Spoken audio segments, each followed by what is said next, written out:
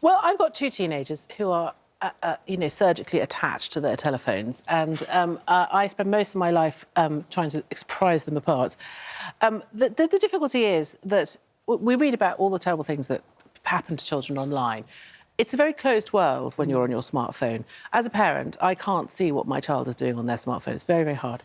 There's a difference between, having a mobile phone, the old-fashioned brick phones, which were quite useful because you could make phone calls and text messages and you could stay in touch, and smartphones, which are basically, microcomputers, incredibly powerful microcomputers that have 4G access to absolutely everything that's on the internet. So you're on the bus, you can look at self-harm websites. There's no...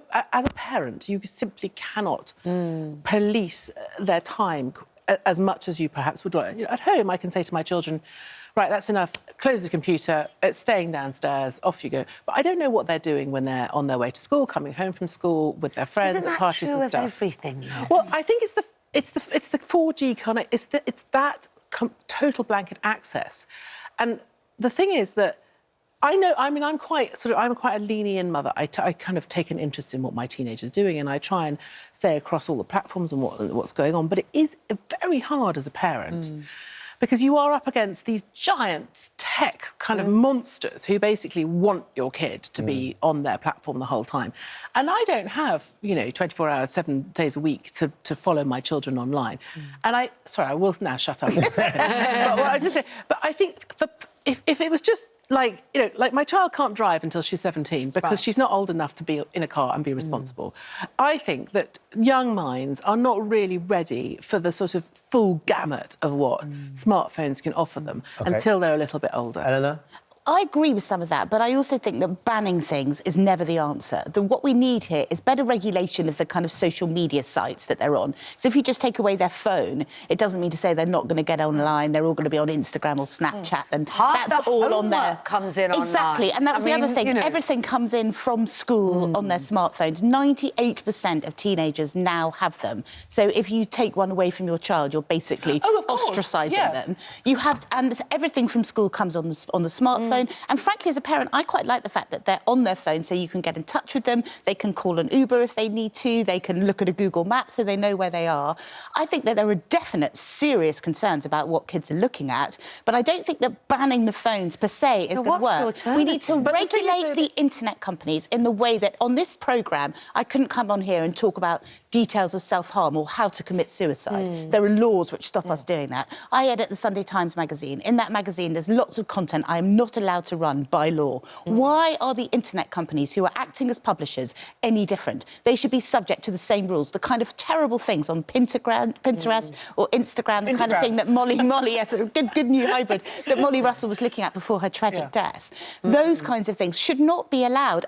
But I think we're at the very beginning of this technology. But I don't... We now know, for instance, that pornography, you're going to have to prove that you're 18 in order to be able to look at it. Until now, it's been a free-for-all. These social media sites also need to be regulated in the same way. I think in a generation's time, the kind of things that our children can see now will not be available for them to look at. We're just at the beginning of tackling the technology. But to ban the phones won't work. What you're trying to do as a parent is to educate your child so that when they become an adult, they can deal with the world that they're in. It's like saying they can never cross a road. The crucial word there is when they become an adult. Yes, but you have to train them. You don't say they can't. Most children get these smartphones when they're 11, because they go to secondary school and that's when they get them.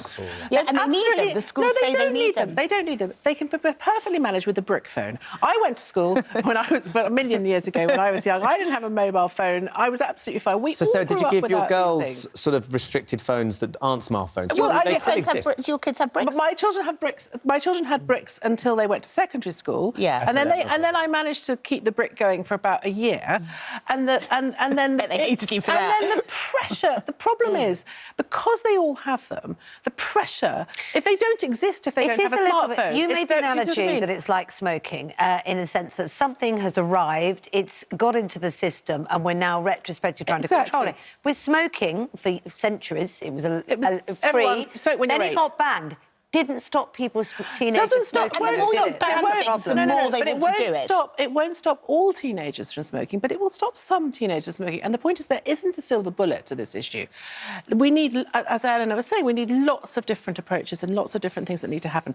But one of the difficulties as a parent is that if you have teenagers, the pressure from their peers to have these devices the pressure will is still so be there. high. Yeah, the pressure will be borrowing them and buying them. They can't have them. But really what they're doing on their phones is talking to each other. But they're not. We used to do that. Yes, they are. When we came back from school, the first thing I would do is get on the phone and talk to my mates. They're now in a kind of connected hive mind with all their friends on social media. If you're a child who's being bullied or who's unhappy at school, you know, in my day when I was bullied at school, I could go home, shut my door, end of, no one could get to me. I could sit in my room. Yeah, but if you take their smartphone away, they can still get it on the laptop, which they need because they're doing their homework. You can restrict that time. As a parent, I think it makes us very lazy parents because I think what happens is we all can be a lazy they're parent. happy online, they're happy on their phone, they're not bothering me, and actually you just don't know what they're doing. No, you but Sarah, have no with way respect, of knowing. I'd say that's lazy parenting, that you can know what they're doing online. I sit down with my children.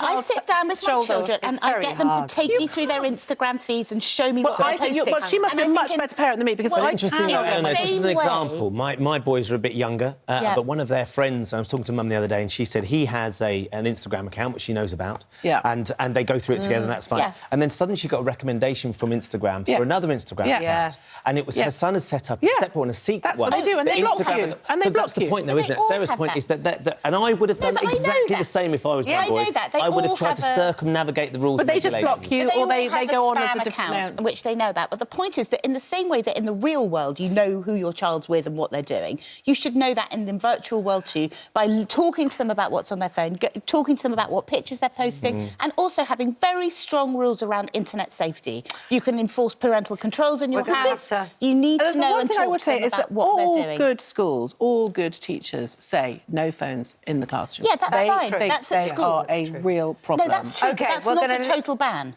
Sorry, we'll have to... Neil has said on exactly that. I work in a school and see the constant bombardment of messages and pictures. They do need to get a break from it. They definitely need to be banned during school hours. There's no need for them in school. Ruby Lou says, my 13-year-old has restricted settings on his phone. If he wants an app, he has to be agreed by me, an app, before Betty hands his phone. If he doesn't get it till the next morning, I check it thoroughly. Isn't that what all parents should be doing? He's 13, though. I wonder how much harder it gets. It gets much harder as they get older. Yeah, but it's not impossible. No.